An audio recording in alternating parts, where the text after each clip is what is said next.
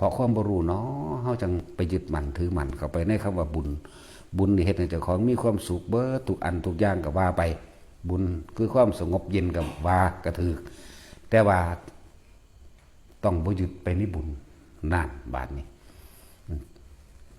เฮาก็เลยต้องอาศัยคำสอนพระพุทธเจ้าเป็นแนวเป็นทางเป็นวิธีการเป็นวิธีทำเหตุตัวเองพ้นออกจากความเกิดนั่นเองอาศัยความรู้ตะกี้เฮาบ่รู้เฮานี่เฮ็ดบุญยังกะสร้างเฮามีแต่ปรารถนาความสุขความสมหวังความเจริญนี่มันเลยไปติดเลยเอิ้นว่าปุญญาภิสังขารบุญญาภิสังขารการทำบุญต่างๆนานาสารพัดมันเลยเป็นเหตุเป็นปัจจัยให้ไปเกิดไปต่างๆนานาสารพัดเหมือนกันสังขารเหตุปัจจัยปรุงแต่งโดยรูปวัตถุคือในร่างกายอันนี้สังขารเหตุปัจจัยปรุงแต่งโดยการคิดเมื่อไปยึดติดในบุญญาภิสังขารอปุญญาภิสังขารมันบ่ยึดมันก็มานำกันอยู่แล้วนั่นแหละสองอย่างนี่คือความเข้าใจผิดคิดว่าเห็นบ่คิดว่าตัวเองถูกนั่นเองบ่ได้คิดว่าอย่างอื่นล่ะสังขารจึงเป็นปัจจัยมาเกิดวิญญาณวิญญาณตาวิญญาณหูวิญญาณอยู่ลิ้นวิญญาณกายวิญญาณใจรูปรสกลิ่นเสียงสัมผัสอารมณ์ความรู้สึกในความพอใจตัวเดียวนั่นนั่นแหละทุกอย่างเกิดจากจิตเบิดละบาดนี้ถ้าจะย่นย่อเอาวิญญาณจะเป็นปัจจัยให้เกิดนามรู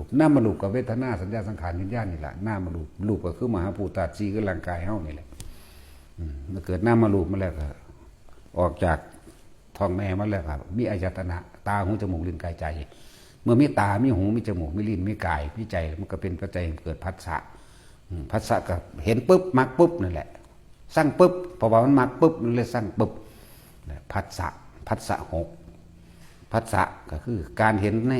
รูปการเห็นรสก็รูปรสกลิ่นเสียงสัมผัสธรรมอารมณ์ความรู้สึกคนมันหนาเดียวอยู่แล้วพอใจ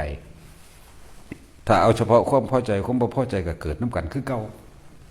เกิดน้ำกันเพราะมันเป็นของติดกันอยู่นั่นกันอยู่คือบุญกับบาปนั่นแหละ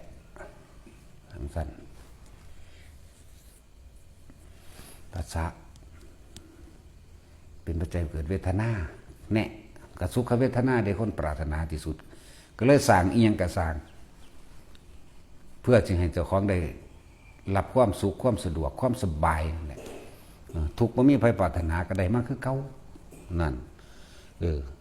ส่วนคำว่าอุเบกขาเวทนานั่นยังความรู้สึกซื่อๆเฉยๆมันคิดจังใดกับบ่นั้นจักกูก็เฉยๆอยู่เพียงแต่ว่าบักนั่นอีนั่นบ่ทันเข้ามาคุยซื่อๆแต่บักนั่นอีนั่นเข้ามาคุยแล้วมีรถบัดนี้พอจะคิดปุ๊บก็แยกออกมาเลยพอใจมันก็บ่พอใจนั่นอุเบกขาเลยอยู่บ่ได้เป็นสั้นนั่นคือความเคยชินก็เลยเกิดเป็นความเป็นเวทนาก็เลยเกิดเป็นตัณหาเห็นป่ะตัณหาได้ป่ะเนี่ยแยกย่อยลงไปอีกความอยากตัณหาก็เลยความอยากได้ดังใจความอยากได้ดังใจก็เลยเป็นเหตุเป็นปัจจัยไปเกิดไปตามภพต่างๆมันเป็นการมาภพรูปภพอรูปภพนั่นแหละเป็นสั้นเวทนาตัณหาอุปาทานภพชาติชรามรณะก็ว่าไปนี่คือพึบเดียวได้นี่พึบเดียวนี่นะมันเร็วตอนนี้แยกค่ะก็เอาแยกหรือเพิ่นแยกอันวิธีแห่งการคิดเป็นจุดมาให้ซื่อๆเด่นเลยเป็นสื่อของมันว่าจังสี่เพิ่นแยกให้เฮาสโลว์ความคิดแล้วค่อยๆพิจารณาความคิดแต่ละอันนั่นเองพิจารณาความคิดแล้วเพราะว่าเฮาบ่รู้เนาะจึงปรารถนาแต่ความสุขเลื่อนปุญญาภิสังขารก็เลยเฮ็ดอย่างต่างๆนานาสารพัดก็เพื่อสิบำรุงความสุขแห่งตนเองเพื่อให้มีตนเองก็มีคณะหมู่พวกแห่งตนเองเหมือนกันเลยเกิดเป็นผัวเป็นเมียเป็นพี่เป็นน้องเป็นครอบครัวเป็นหมู่เป็นพวกมีความเห็นร่วมกันนั่นเอง